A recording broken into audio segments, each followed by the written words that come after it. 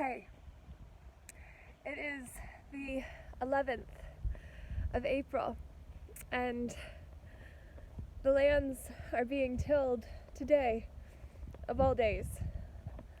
The day that my family lost one of our leaders. My grandma passed away this morning, and I find it very befitting she would pass on Easter weekend.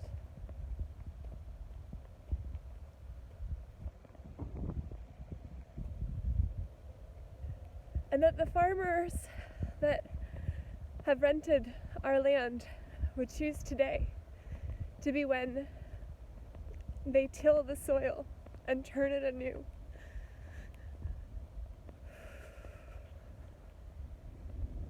This is raw, ugly. It's not about me. It is about she. My grandma was one of the greatest people that I know. She did her best, even when she didn't understand. She loved me anyway, as she did all of her children, whether it be direct, grand, or great-grand.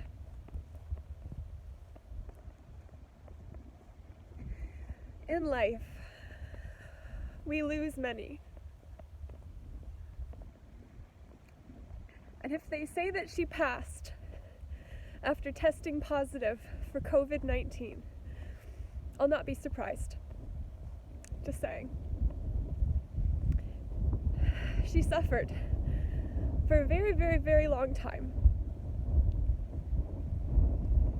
She was ready to leave, and I'm grateful that she's went back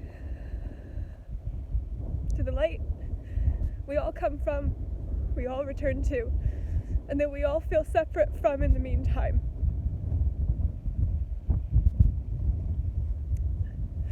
Until we don't. Until we choose to see ourselves as the sons and daughters of the Creator, taking God out of the box that only makes the orders reversed and turns God into a dog. As I said,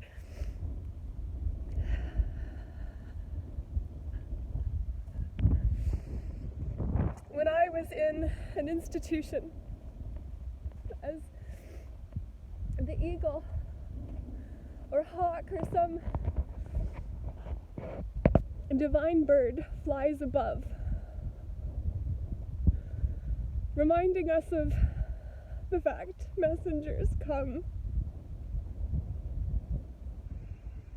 with symbolic meanings.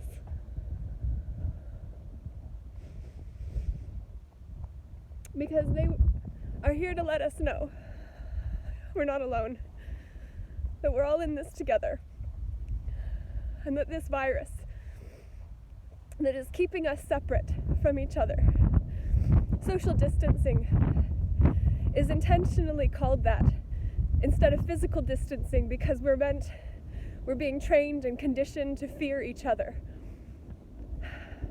Don't get together, people. You might get sick. She might have had it. If they tell me she had it, oh man. It just confirms the things that I've been seeing. And if she doesn't, hey, I'm okay to be wrong. I very much suspect they tested her Thursday. Now,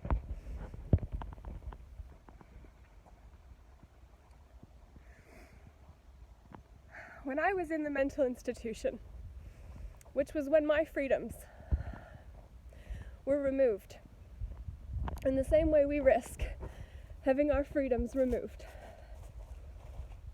to become the fallen ones too.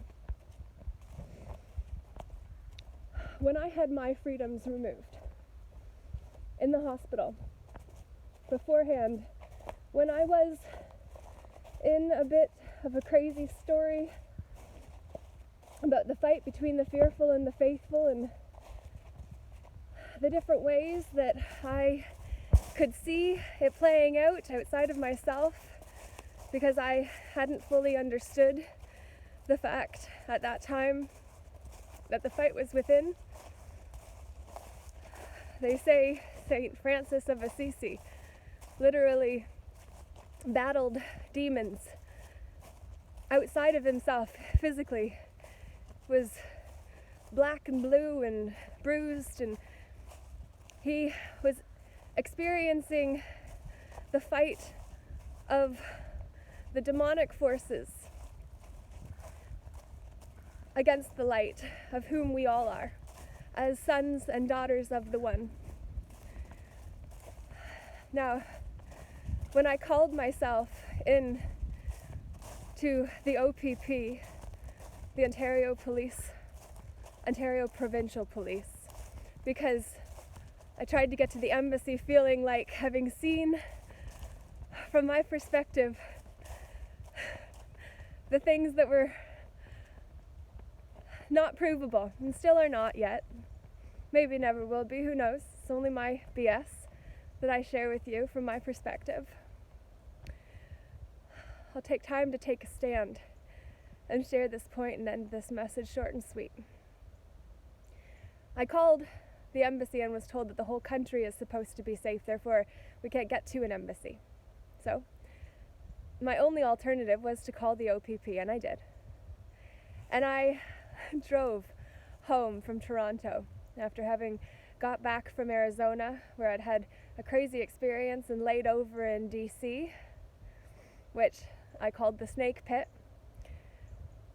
because of the story that had gotten so big and yet could not have all been wrong either. But I got to Toronto and the story got bigger, and on my way home I called, and then the 911 operator tried to keep me on the line, and I listened for a while and then decided to just listen to the music and the songs that were coming through, which I couldn't say to the doctors when I was actually in the hospital, because I knew and was told by other patients who too had been through all the testing and screening, and said that if you say that you have heard the voice of God, then that is one box that they will check. So you must be very careful as to what you accept and agree to and admit, because when you get institutionalized, as what is happening socially now to us all, it's just not to that level yet, they will check boxes and then put us into the box that we have put God into, that turns God into the dog and reverses the order. I don't know what the reversed order of humans would be, except for to say, if we spell human backwards, we get Nama? I don't know. I'll have to look it up, spell it out. I'm not going to do it here. But my point, when I called the OPP before they came, when they came actually, I was telling some of my stories and asking some questions curiously, very much in the Joker archetype, the curious one, the one that is not easily manipulated, because the Joker has taken the masks off to wear the one that the whole world thinks is the mask. But point is, while I was there, I had sat on the ground outside on the earth to keep myself grounded, which I wasn't at the time. By definition of being bipolar, I was very much in a manic phase that they saw as psychosis, which is when the mania turns into too much, which I've been told I am my whole life. Another point for another time. My reason for sharing all of that was when I got to the first hospital I was placed in a holding cell for overnight. Shortly after I was in there waiting to be tested, because I said, look, I don't know what's going on inside of me, but I feel like I have more DMT, dimethyltrexate, in my system than most, which we that have bipolar by definition do, simply because we are more switched on. Literally, not to say we're any better than anyone else, we've just had more of our authentic nature activated because we've removed more veils.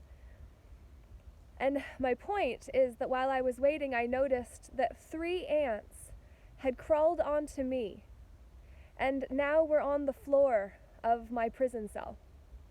And ants die when they are alone, when they are isolated, when they are separated from their colony, their people, the ones that they come from. That is happening now to us as a collective, and we are calling it quarantine. Band together and separate. Don't come back together until it is done. Until the virus leaves. Well, the virus, my friends, is fear. Fear is what weakens our immune system. Fear is what keeps us safely separate. And as I've shared many, many times, at first we didn't speak up because we weren't part of that group when they came for them. And then we didn't speak up for them because we weren't part of that one either. And then they came for the others, and still no, not us, no. Not speaking up, not jeopardizing what I have. And then they came for me and no one was left. It's time for us to understand. We can't passively accept the lies that we're being sold. We have to ask ourselves curious questions and ask them of others too. We have to be willing to band together. And if it is only just virtually because our devices are tracked and they know exactly where we are, when we do gather, they know that too. So we have to be smart about how we play this game, but we have to understand it is a game. So on this day, I give thanks that I came through such a strong woman and the man she chose, who have led our family. And now I say to you, you came through strong people too, who had weak moments, as we all do. But we also must understand that our family is not just the ones we came through, it is who we choose.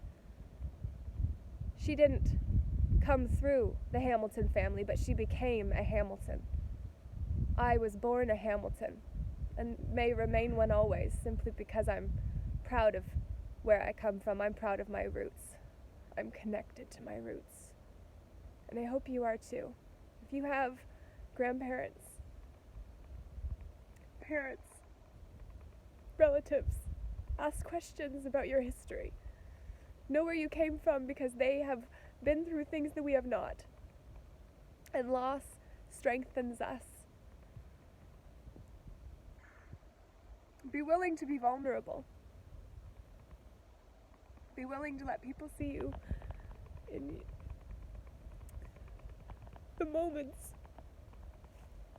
when you can't hold the camera straight because a lot of energy is moving through you and you don't know what to do. I'm done this message now. I'm grateful. I'm grateful for the last 2.5 years I've lived with my grandparents in their basement.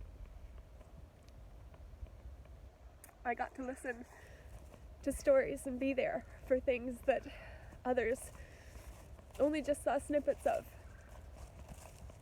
But when you're in the house, you see things, pretty and otherwise.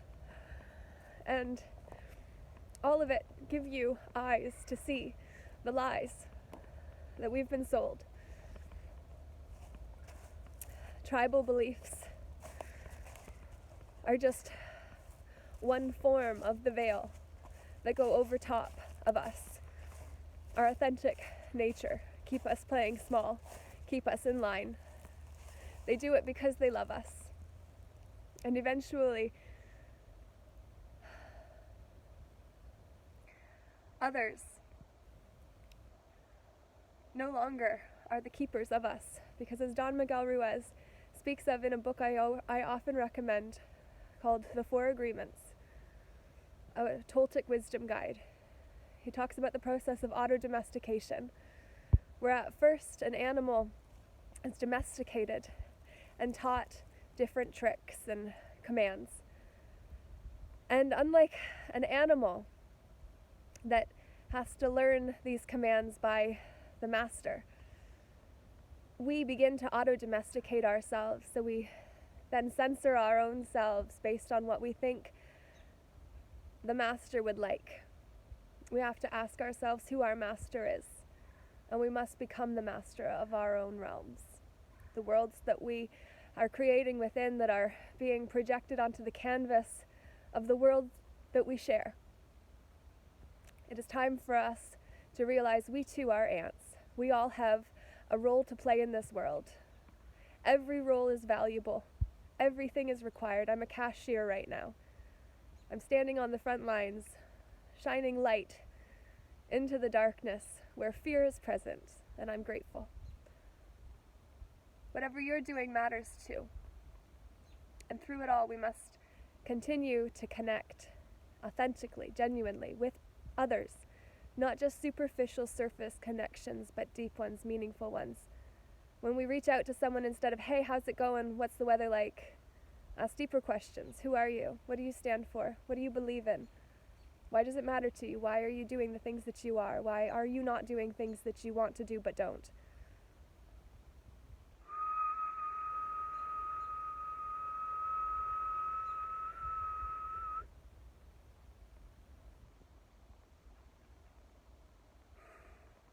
That one's for you, Grandma. Welcome home. Back to the source. I love you. We're grateful. Thank you. Have a great day. We'll see you again soon. Laura J. Namaste.